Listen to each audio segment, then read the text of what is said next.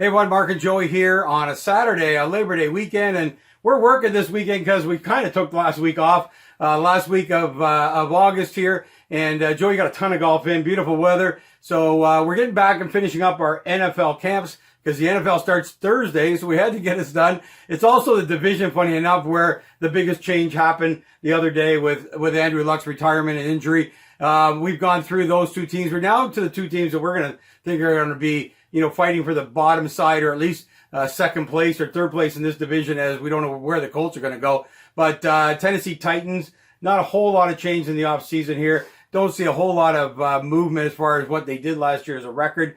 But what are you thinking, Joe, here? We're going to get a better job out of quarterback on this team. Yeah, like another team with a huge question mark, and really this whole division is besides Houston for us. And Tennessee is definitely one of those teams. I mean, it's definitely a team that has the defense, has the running game, and arguably the quarterback that can't play 16 games. Some coaching decisions last year made them not make the playoffs. They made the playoffs the year before, beat Kansas City in the playoffs. So a team that could squeak in there with the Colts now out of it. They can get 2 wins potentially off the Colts, which would obviously be huge. In football, we know it's about divisional play. It's how you get to the playoffs. You play each team twice. So, it's half your season. You got to win those games.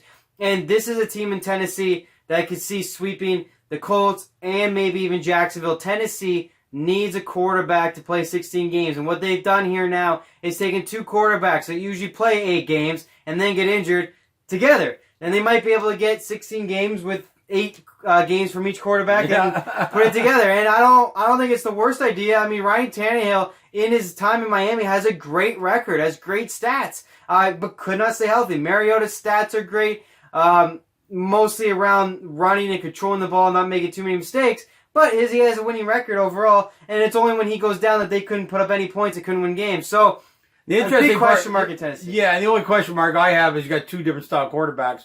And Tannehill's got to stay in the pocket these days to stay healthy. So you do have a little bit of a difference there. But I got to tell you, I mean, I was surprised Tannehill was let go from Miami. His record in Miami was insane. Even bringing in another quarterback, I would have kept him there as the backup or the co-quarterback in Miami. His record was really good. I don't know the numbers, but it was big on the positive side. And I'm shocked that they let him go. Maybe it was cap issues, whatever. But I think that you're right. Tennessee's got a chance to have 2 decent quarterbacks. Well, first of all, Miami was definitely a cap issue, and they're rebuilding, so they don't need a quarterback that costs that much. But Ryan Tannehill only on a 1-year deal, so Tennessee did a great job. I think got him cheap. Yeah. But they have a decent strategy. Like I said, I'm not mad at it at all. I mean, if you really look at their last couple of years, maybe even 3 years since Mariota's been in the league, it's really there hasn't been a quarterback to play 6-7 games, and maybe even less than maybe like 4 or 5, but still, and win those games. They have not had that. And he's a legit backup. He's a starter as far as exactly. He's as talented as any starter out there, and honestly as good as any starter out there. Just couldn't stay healthy. So, like I said, they're going really with the 2 quarterback system in order to get them both to play 8 games and play. That's the way I look at it, and play 16 games. And if they do that, I have a complete faith they'll make the playoffs because their defense last couple of years have been stout. I mean, they have not given up many points. Even most of the games they win, they only need to score like 20, 21 points to get these wins. So, big question mark at Tennessee. I like what they've done here. I have some more faith now that the Colts are done. I didn't win. The Colts were in this. But now that they're done, this second wild card spot is totally up for grabs with a bunch of second and third place teams in their divisions. And this is one of the teams for me that could get it done. You do it, yeah. Get 4 wins. Beat Jacksonville twice. Beat the Colts twice. Tennessee, that's your only goal this year. Because if you do that, you're good enough to get enough wins to get yourself to maybe a 10-6 record, which could easily be that wild card spot. So, and maybe they're going to be Philly. Maybe one quarterback can get 8 games in, and Tannehill comes in for the last 4 games in the playoffs. He's got to be Mariota's got to be concerned. If he got hurt and Tannehill went in, he's definitely capable of earning that starting job. Never mind getting hurt.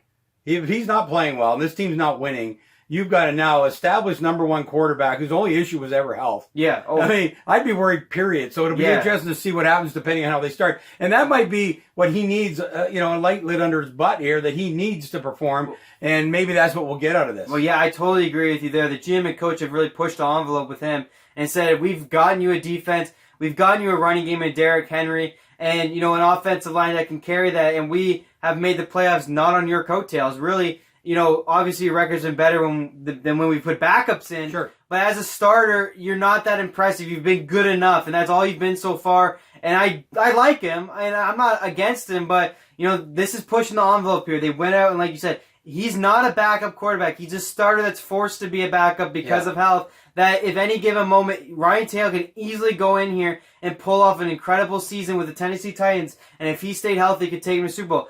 But let's start with their actual quarterback. Even if he stays healthy, he's another guy that could go an extra distance and got skill. Become a new player. He's the second overall pick for a reason. He's very impressive. Talk about running, throwing.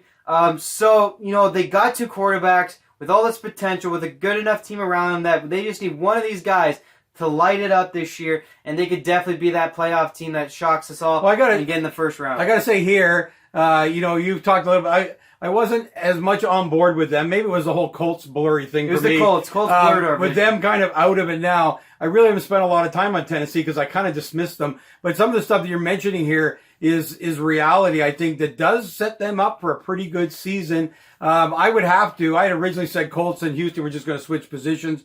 But as we went through it more, Colts less, bigger question marks. With the 2 quarterbacks we got here in Tennessee, less question marks. So you got to put them in second place. Will they make the playoffs? Possibly as a wild card team. I think we got a shot there maybe. Yes, and again, you're right. Like they're not the Colts need a quarterback trade as far as I'm concerned to have a chance. These guys already have that chance and really have the pieces in place. So bigger question mark on the Colts for sure. But the coach is from Bill Belichick's. He coached the Patriots, the defensive guy. So he has the knowledge there. They beat New England last year.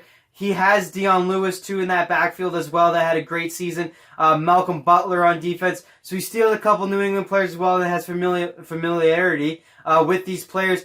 So, he's a tricky coach, kind of like Belichick. He gets stuff done under the radar, like this Tannehill thing. Yeah. I like the organization. I think the organization has a good reputation with players as well.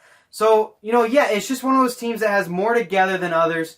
In the division they're in, like I said, I see one division in LA Chargers and Kansas City taking that wild card spot. So you got a lot of second place teams going to be like nail biting for that last spot, but this is the one division where, assuming the culture is bad, I think they're going to be with Brissett if they don't make a trade, that Tennessee can get 4 wins. And that's really the end of the day. That's the deal they need to do. And then they can upset some big games, maybe a New England upset like last year, maybe something against a Pittsburgh team where a guy who coached New England and played these teams so often and learned how to beat Pittsburghs and all these top teams out there, Kansas Cities and stuff like that out there in that division with New England can bring those strategies to Tennessee, maybe get something done. Also, get the home fans out. That's the one thing they don't have is they don't have home field advantage, so that's going to be questionable. But yes, lots of excitement in Tennessee. Big question mark there. But I like them a lot better with the setup they got in that quarterback position to maybe make that second wild card push. Yeah, I agree 100%. Lots of opportunity here. Certainly a division with a winner and question mark, question mark, question mark. We're going to come back with the next definitely one. A winner, yeah. And when we finish up here with Jacksonville. So we'll see what happens there. We'll be back to wrap up our camps for the season. We're ready to go for Thursday night.